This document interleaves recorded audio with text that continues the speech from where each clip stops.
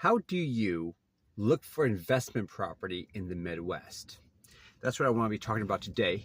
And just so you know who I am a little bit, I've been in the investment business for a number of years now and own a number of properties, both multifamily and residential in the Midwest. And I think this is a big question that a lot of people, especially in the big real estate arena, they want you to go rent or go rent for rentals in the coastlands and the high markets, such as in Florida or in Texas or in Arizona, New York, whatever, East Coast, West Coast, LA. However, I don't think California or New York or some of these other places are always the best location for the average landlord to be investing in. Probably the best location to be investing in is your own backyard if you can do that. But sometimes you have to go remote, and going remote means that you have to go out and look for property in other parts of the nation. Okay, so as promised, I want to go through a list of items that I look for or things that I do when I try to buy a property. When I'm looking at property, these are things I look at. And then these are some of the tips and tricks, hopefully to help you, how to analyze Midwest investment properties. All right, so number one item that you really have to get down is the source. Like, where are you going to pick up this property? Are you being introduced to this property through like an online source such as Zillow or Facebook Marketplace? I've purchased properties through both those sources before. And also you can think about even a signage. Like, let's say someone's trying to sell a home with their own, like home for sale by owner. Sometimes they put signs out there. Call those numbers if you're interested in that house. Ask for the price. Ask a little bit about the property.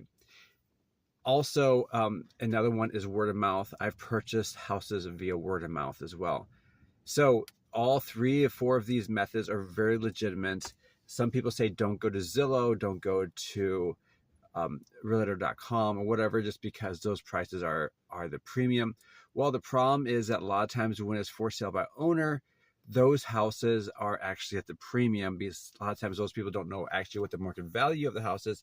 So sometimes they add extra money or extra dollars to the house. They charge way too much, and it's hard to negotiate. One of the things that I do when I negotiate, especially if it's for sale by owner, is just give them a number. Say, hey, I don't want to offend you at all, but this is a number that'll work for me. I'll offer you X amount of money. I ran the numbers. This is what will work for me. If it doesn't work for me, don't worry about it. And I'll talk about running the numbers a little later. So that's very important to remember that, because running the numbers is the most important thing. It's going to be one of the last items I'm going to talk about here, because it is one of the last items you have to do when you're looking for a house. Okay, so number one, where do you get it? It doesn't matter. You can find deals all over the place. The best deals, word of mouth probably. Also, pain points. Like, is someone having a big issue with their house? I bought a house once that someone had some dogs in the house. They messed up the floor. It stunk like dog urine. It was horrible. The house was in mess. The plumbing was leaking, so you could see brown stuff dripping from the pipes. I got that house for a very, very good deal, and I put some money into it and I fixed it up, and it turned out to be a really nice house, and still is a nice house. And it's one of my houses that I probably saved long term. So look for these houses that look bad on the surface, but in the guts are still good. Meaning, is the foundation good? Is the HVAC good? Is the roof good? Is the siding good? How about anything else that you see, plumbing? But even some of those things, like let's say there's minor plumbing or electrical issues, those can be repaired fairly cheaply. Instead of like a brand new HVAC system could cost $5-10 grand, versus having a plumber come out there for $1,000 to fix some pipes might be all you need and make it really nice. And then elbow grease, you'll be out there cleaning up. So what can you do? What can you not do? So as you're looking for these properties on Zillow or on Marketplace or for sale by owner, be looking at these things. Are these items things that you can do?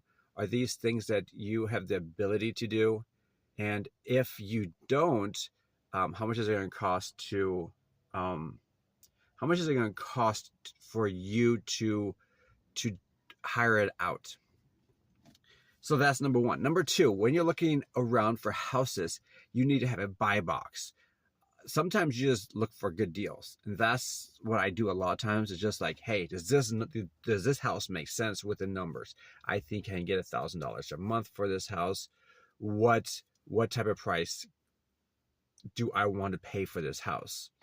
And then I can put an offer in. But on the other hand, my buy box, probably if I was going to describe my perfect house, would be like a 3-bed, 2-bath house, solid little house in a nice residential community, working class community, not high end, but definitely not the slums. I am not looking for a home with an HOA. If it has an HOA, I'm staying away from it if I can. Again, just a nice family house, something that you would be willing to live in, something that you feel safe in. Again, I'm not looking for high end. I'm just looking for solid little houses. And that's what I'm really looking at. So again, my buy box for location, I told you about that. Obviously, it's in the Midwest. We talked about that already. 3-bed, 2-bath would be probably my optimal. Probably most of my houses are average out to be 3-bed, 1-bath, 3-bed, 2-bath. That's the average house I have. And price. Does the price make sense? And that's the next point.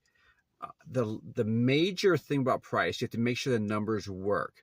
Now, I could go through all the data and how I put it through a calculator and a spreadsheet, and I come up with a price.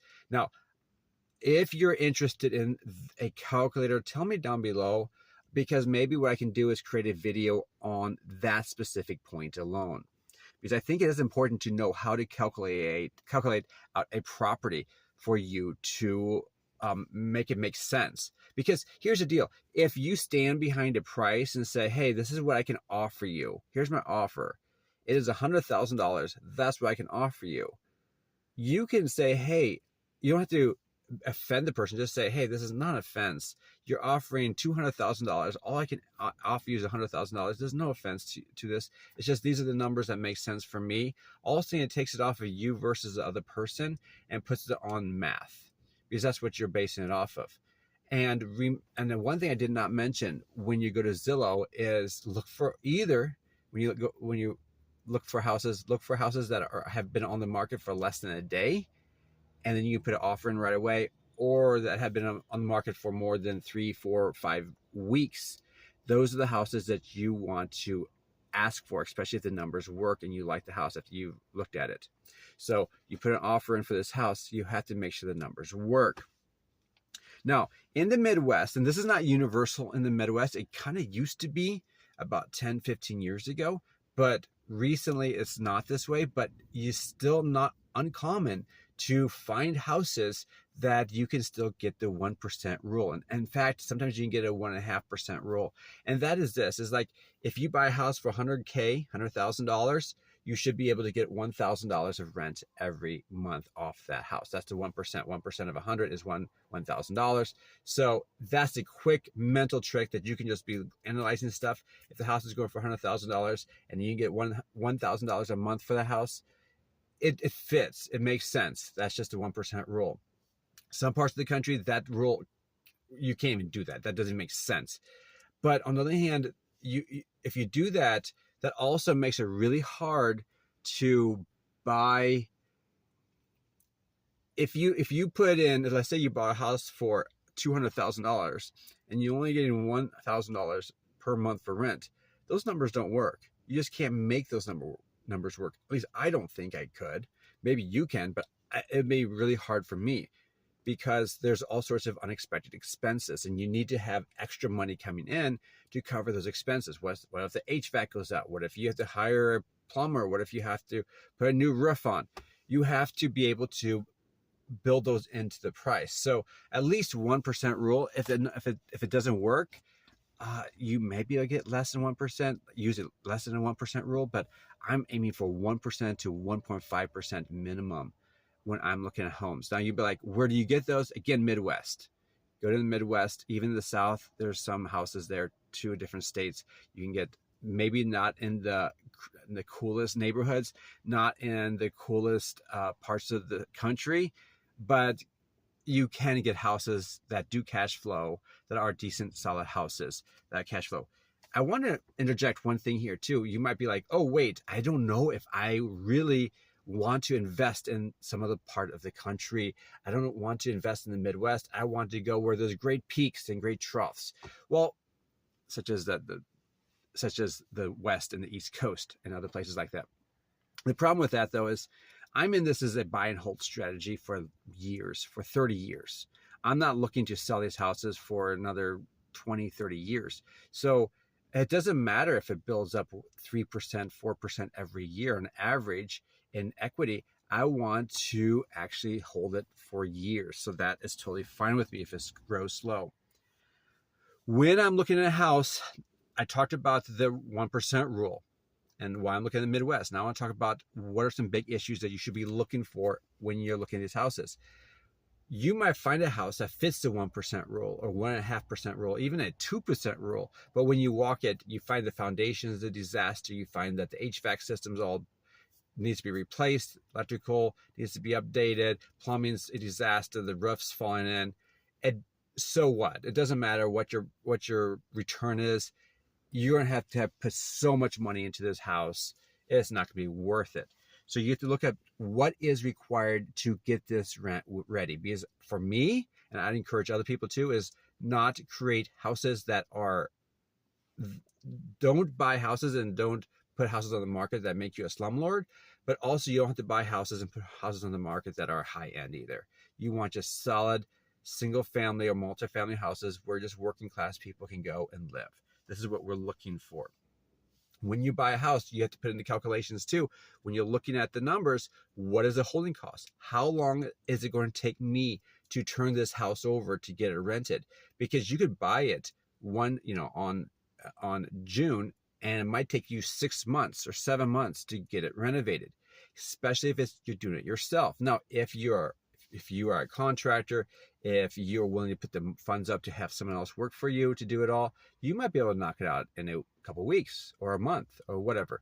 But if you're going to do it yourself, you'll save a lot of money. But on the other hand, you will also be putting a lot of money in for holding costs. Like, let's say your mortgage and interest. You have to think about utilities, taxes, just other things too, just the loss of income during that time.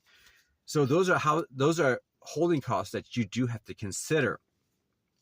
When you run the numbers, think about, and I kind of mentioned this before within holding costs, but remember with numbers, you have to worry about not just holding costs, but also long-term with taxes, long-term insurance, long-term maintenance issues. What are some big issues that will be coming down the pike? You have to factor these numbers in. What about insurance, mortgage, taxes? These are some big things to be thinking about. So some people are like, well, I don't know if I want to do a mortgage. Well, most real estate people probably won't ever grow without a mortgage. And that's for a different video. If you want that video, tell me down below.